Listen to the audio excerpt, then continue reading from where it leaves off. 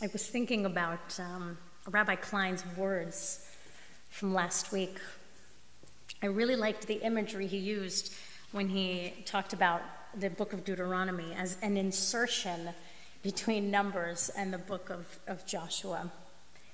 The book of Deuteronomy, which is the book we're starting this week, reads differently than the rest of the Torah for a myriad of reasons, but one of which is because it delivers Moses' final words, his dvarim, the instructions, laws, warnings, blessings, and curses re-articulated from God. And his words are delivered on the plateau of Moab, east of Jericho, across the Jordan River. And it is according to these words that we derive some of our traditions and rituals and practices that we have until today. And this book, this Torah portion, Dvarim, begins with the following words: Ele hadvarim asher diber Moshe el kol Israel. These are the words that Moses addressed to all of Israel. And I want to just make note, Dvarim and Diber are words with the same shoresh, with the same root, that are linked, which makes the words linked to each other. Dalet, Bet, Resh, Diber. So these are the things, these are the words that are articulated. These words are related. The concepts we say and what we do, our actions, are interrelated and connected. And he addressed all of these things to all of Israel. And in the book of Dvarim, they say that all of Israel, they use all of Israel, a very kind of broad sense of the meaning. It's a discourse referring to the entire book of Deuteronomy. And he shares these words, which the translation presumes that throughout Deuteronomy, Moses is addressing the entire people in his speeches, even though certain topics pertain to certain audience members more than others. But even when he is speaking to a specific group, the Israelites remain a whole. There's something very moving about that notion, that even when only a part of the group is intended to be addressed, they are still seen as one, as a unit. And I'm really in awe of that unity because I wonder what it's like for the Israelites who wandered through the desert to become one, and to arrive to the promised land as one, even though Moses cannot enter the land. And what do they have to do to achieve this kind of oneness that really binds them together? I mentioned last week that while I was in Israel, I completed some courses with some really inspiring and wonderful educators. And we had the privilege of studying with a Yemenite poet by the name of Adi Kaysar. Adi was born in Jerusalem, and now she lives in Tel Aviv. And her family emigrated to Israel in the 60s, at the time where Mizrahi Jews were not treated the way Ashkenazi Jews were treated, and were often discriminated upon. And much of these lingering sentiments still hold true today. And Adi shared that when her family first set foot into Israel, they didn't believe her grandfather was Jewish, and asked him at the immigration office to chant Torah in order to prove it.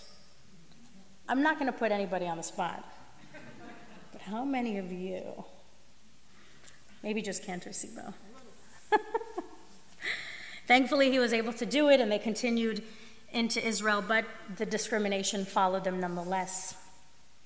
And Adi says that she always knew she was different from her Ashkenazi friends and classmates, but didn't pick up on the nuances or biases until much, much later in life. And her poetry interweaves this notion of being outside or of being differentiated. I found Adi's poetry to be very moving. Her words are simple to understand as she tells her story. She has a unique cadence to her voice, staccato, very fast reading. And when I asked her if that's how I should read her poetry out loud when I share it with my community, she said, no, you should read it in your voice.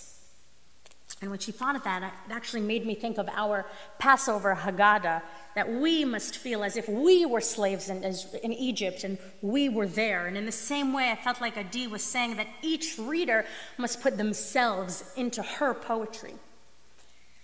And I'd actually like to share the first poem that she recited for us.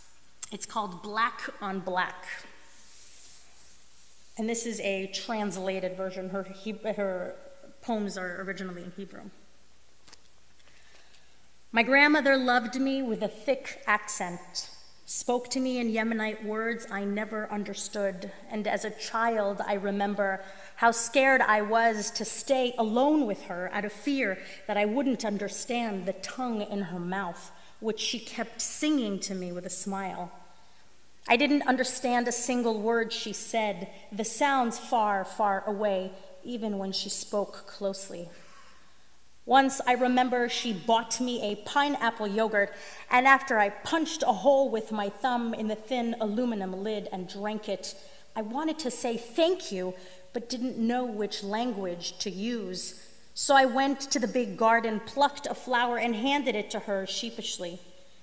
I remember how much awkwardness stood between us, of one blood and two muted tongues. She washed the yogurt cup silently, filled it with water, and placed the flower in it. I never understood a word she said, my grandmother, but I understood her hands, I understood her flesh, even though she never really understood the words I said and simply loved my little body, the daughter of her daughter. And sometimes the heart asks strange things for itself, like to learn Yemenite and turn to her grave, lay lips on the earth and cry into it, all that that little girl had to say, and mainly to warn her that the flower I had given her was full of ants.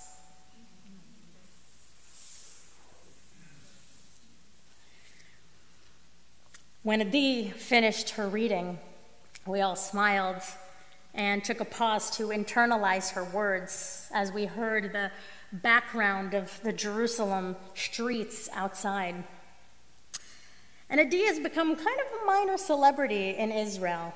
The impact of her poetry on Israeli society has gone so much farther than she ever thought. And she's become somewhat nationally known in Israel, has hosted poetry reading events with thousands of people in attendance, all ages, sizes, colors, genders. But what's so striking about her poetry is how she managed to bridge gaps between people in an unexpected way. She recounted a time where a Russian Ashkenazi immigrant came up to her after a reading and profusely thanked her for her words. He said that he could totally relate to her experience. And she admitted to him and then to us that she was somewhat surprised and maybe even a little bit perplexed, to say the least, that an Ashkenazi Russian immigrant found her Yemenite story relatable.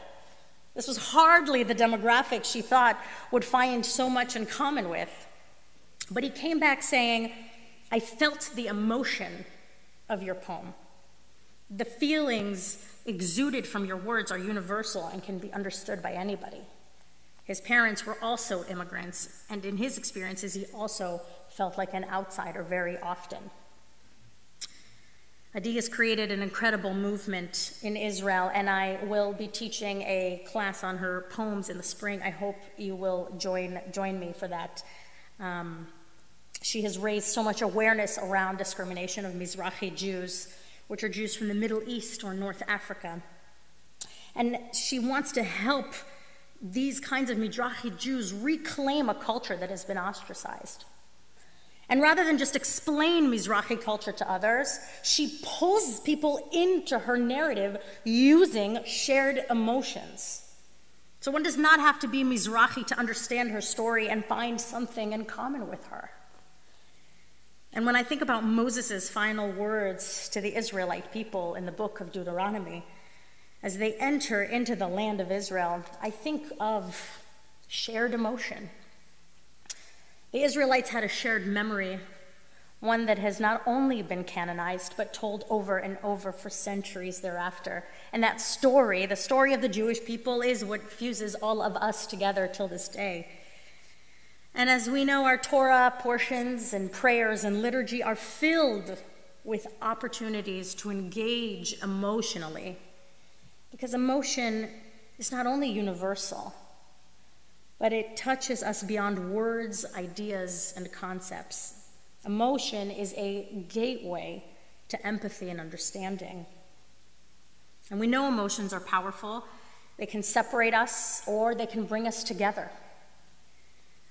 When Moses, in a fit of frustration, strikes the rock to get the water for the complaining Israelites against God's command, it is this grave error which holds him back from entering the land of Israel. He is still part of the Israelites, but he cannot enter with them. And when I think about our country today, divisive, and people rush to categorize others, it pains me. We become accustomed to disengaging emotionally. Don't be too emotional, rather than finding of moments of connection through emotion. And we all experience them, and to pretend that we don't sets us back. Adi touches the lives of people she never anticipated because she found a way to communicate an idea in addition to sharing her own narrative and raise awareness around intolerance. Our Torah doesn't shy away from words of emotion and passion, expressing love, anger, frustration. Emotions were the reality of the lives of our ancestors, which is no different than our lives today.